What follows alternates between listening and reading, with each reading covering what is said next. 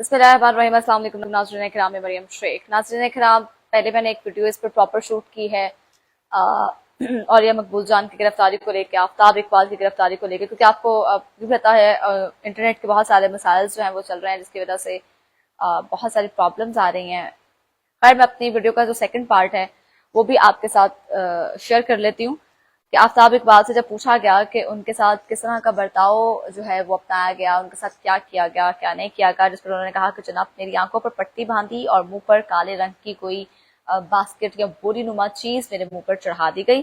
वो कहते हैं कि मैंने पूछा चार्ज क्या है और वारंट कहाँ है, तो मुझे कुछ नहीं बताया गया। उन्होंने मुझे सफेद डाले में बिठाया जो एजेंसी का था। तकरीबन 45 मिनट तक वो मुझे इधर से उधर घुमाते रहे, फिर मुझे कुव्वत खाने की मानंद एक जगह पर ले जाया गया जिसमें हरे रंग की सलाखों वाला जो है वो सेल था, और जिसके नीचे से रोटी पानी देने की जगह उन्होंने बनाई हुई थी, जहां से वो मुझे जो है चीजें फराहम कर रहे थे। आफ्ताब इकबाल के मुताबिक जब मुझे ऑफिसर के सामने ले जाया गया तो मुझे हथकड़ियां डाली गई। इस ऑफिसर ने मास्क पहना हुआ था, जिन्होंने मेरी ब्रेन वॉशिंग की कोशिश की, ताहम इनका अंदाजा जो है वो दानिशमंदाना था। उन्होंने कहा कि मैंने उनसे कहा कि मैं इफ्तार के बाद बात कर सकूंगा, ताहम उसकी नौबत नहीं आई, और इससे पहले ही पंजाब पुलिस मुझे लेकर खौफनाक ब्लाइंडर्स फोल्ड करके एक दूसरे मुकाम पर जो है वो मुझे ले गई। एक दूसरे मुकाम पर ले गई। सारी रात मैं थाने में बंद एक चटाई पर रहा, जहां एक कोने में जो है वो कमोड लगा हुआ था वॉशरूम के इस्तेमाल के लिए। आफ्ताब इकबाल के मुताबिक इसी दौरान उन्होंने बारहा अपने घर के बारे में बात करने की दरख्वास्त की, ताहम इसकी इजाजत जो है वो उन्हें नहीं दी गई। वो बताते हैं कि मैंने एसएचओ से बारहा दरख्वास्त की कि वो मेरे घर कॉल करके बता दें कि मैं अभी जिंदा हूं, मगर उन्होंने कहा कि सर ये मेरे इख्तियार में नहीं है। सारी रात ऐसे ही गुजर गई। जब सुबह खाक की वर्दी में पुलिस आई, वहां से एमपीओ के तहत जेल ले गए और सरकार ने कहा आप ताहुक्म सानी यही रहेंगे। अभी फॉर्म वगैरह फिल हो रहे हैं। Chief justice Lahore high court ने पेश करने के ऑर्डर कर दिए और पेशी के बाद रिहाई अमल में आ गई। कहते हैं एसएसपी ने कहा कि हमें नहीं पता कि औरिया मकबूल जान कहाँ है और हमने उन्हें नहीं उठाया। और यह मकबूल जान के बेटे सरमत मकबूल जो है, उनसे जब पूछा गया, उनसे बातचीत की गई उनके वालिद के हवाले से, तो उन्होंने कहा कि जुमे की रात को 11:30 के करीब 3 काली विगो और एक एलीट फोर्स की गाड़ी वालिद के घर के बाहर आई, जिन्होंने गेट पर के ऊपर लगा सीसीटीवी कैमरा सबसे पहले तोड़ा और गेट फांग कर अंदर आए। इस वक्त घर पर वालिदा, वालिद और 2 मुलाजिम मौजूद थे। जबकि शोर सुनकर वालिद और वालिदा कमरे से निकले तो उनको कहा गया कि वो अपनी जगह से हिले नहीं। वो बताते हैं कि पहले वो सब पूरे घर में फैल गए, फिर उन्होंने सीसीटीवी का पूरा सिस्टम निकाला। जबकि अबू का फोन लैपटॉप उठाया। मेरी वालदा शदीद घबरा गई। उन्होंने पूछा कि आप इन्हें कहाँ ले जा रहे हैं, आप कौन हैं? तो उन्होंने कुछ नहीं बताया और कहा हम इनको अभी लेकर आते हैं, आप फिक्र नहीं करें। सरमत के मुताबिक उनकी अम्मी ने दरखास्त की तो उन्होंने अम्मी का फोन वापस किया और वालिद को उनके फोन, लैपटॉप और सीसीटीवी के सिस्टम के साथ गाड़ी में बिठा कर ले गए। उन्होंने दावा किया कि बगैर कुछ बताए, सर्च वारंट दिखाए बगैर उनके यूनिफॉर्म बिल्कुल सयाह थे, जिस पर कोई शनाख्त नहीं लगी हुई थी।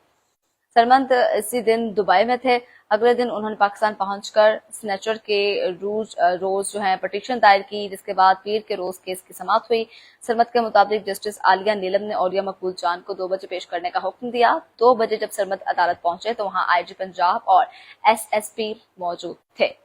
जबकि कोर्ट 4 बजे शुरू हुई और एसएसपी ने बयान दिया कि हमें नहीं पता कि वो कहाँ हैं, क्योंकि हमने उन्हें नहीं उठाया। सरमत कहते हैं कि हमने अदालत में सामने वाले घर के सीसीटीवी कैमरे की फुटेज बतौर सबूत जो है वो जमा कराई और कहा इसमें एलीट फोर्स की गाड़ी है और सारा वाकया जो है वो नजर आ रहा है। आप जो है वो खुद देख सकती हैं जज साहिबा। इसके बाद अदालत ने इन्हें मंगल के सुबह तक अदालत में पेश करने का हुक्म दिया और कहा कि इसके लिए सेफ सिटी कैमरे के जरिए इनको जो है वो चेक किया गया है, ताकि गाड़ियां कहाँ गई और सुबह तक रिपोर्ट भी जो है वो पेश की जाए। वो कहते हैं कि जुमा की रात पीर की अब से लेकर पीर की शाम हो गई, ये ना पता चल सका कि वो कहाँ हैं और ना ये पता चल सका कि वो महफूज हैं और ना ही ये पता चल सका कि उन पर कोई तशद्दुद तो नहीं किया गया किसी किस्म का। उनकी उम्र जो है वो 67 साल है और उन्हें 1-2 दवा जो है वो बाकायदा लेना होती है। उनकी मेडिकेशन चल रही है, क्योंकि इस एज में आपको पता है कि मेडिकेशन की जरूरत महसूस होती है, तो उनकी मेडिकेशन है वो चल रही है, उनको रोजाना लेनी होती है। ان کے پاس نہ کپڑے ہیں اور نہ ہی ان کی وہ دعا جو انہوں نے روز یوز کرنی ہوتی ہے، میڈیسن جو انہوں نے یوز کرنی ہوتی ہے.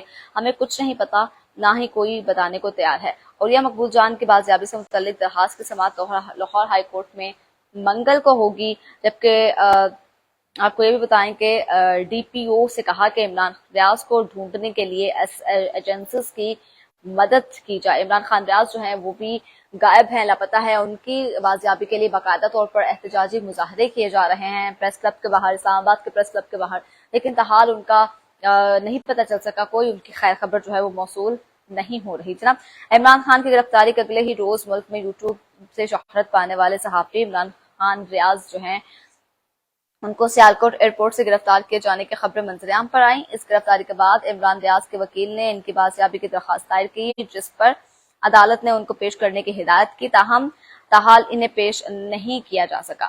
جبکہ پیر کو لاہور ہائی کورٹ میں سماعت میں عدالت نے ضلعی پولیس آفیسر کی استدعا پر عمران ریاض کی بازیابی کے لیے 48 گھنٹوں کی مہلت دے دی. ان کے وکیل شاہ زیب مسعود نے عدالتی کارروائی کے بعد میڈیا کو بتایا کہ عدالت میں سی سی ٹی وی فوٹیج چلوائی گئی، جس میں دکھایا گیا کہ ان کو زبردستی کھینچ کر گاڑی میں بٹھایا جا رہا ہے.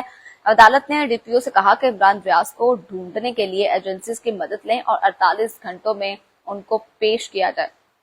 دوسری جانب عمران ریاض کی اہلیہ نے اپنے ٹویٹر اکاؤنٹ سے ویڈیو پیغام شیئر کیا اور انہوں نے کہا کہ ہمیں نہیں پتا کہ پچھلے 5 دن سے عمران کہاں ہیں. انہوں نے عمران ریاض کی بازیابی کے لیے دعا کرنے کی اپیل کرتے ہوئے کہا ہمیں اپنے ججز اور وکلاء کی ٹیم پر مکمل اعتماد ہے. ہم نے خود دروازہ کھٹکھٹایا ہے اعلیٰ عدلیہ کا، وہ ہمیں انصاف ضرور عطا کریں گے.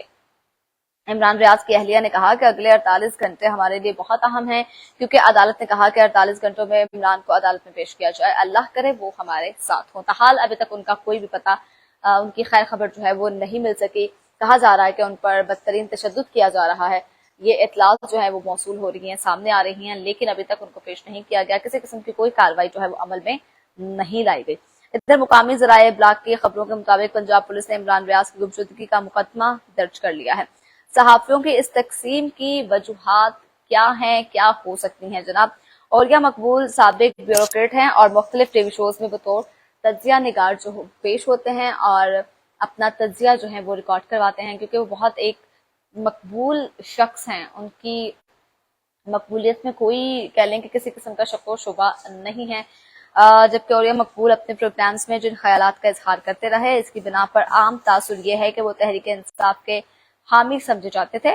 ٹھیک ہے، ان کے ٹویٹس جو ہیں ان کے ٹویٹر اکاؤنٹ کے ذریعے ان کو اپنے ٹویٹس کرتے تھے جس پہ وہ عمران خان کو سپورٹ کرتے تھے یا عمران خان کے حق میں بات کرتے تھے. اس بنا پہ، اس وجوہات پہ ان کو اٹھایا گیا.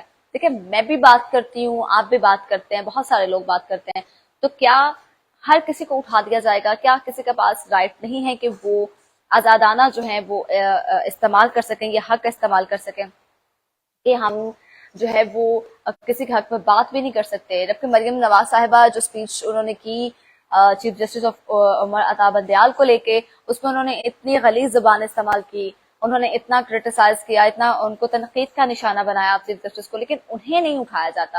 مریم اورنگزیب صاحبہ آتی ہے، پریس کانفرنس کرتی ہیں، وہ اتنے الفاظ استعمال کرتی ہیں، انہیں نہیں اٹھایا جاتا. تو پھر یہ عام صحافی جو ہیں ان کو، جبکہ صحافی کو تو حق بھی حاصل ہے کہ وہ آواز جو ہے اٹھا سکتا ہے، وہ ہر طرح کی آواز بلند کر سکتا ہے، آزادانہ اس کے پاس حق ہے کہ وہ ہر طرح سے جو ہے وہ بات کر سکتا ہے، ہر لحاظ سے بات کر سکتا ہے.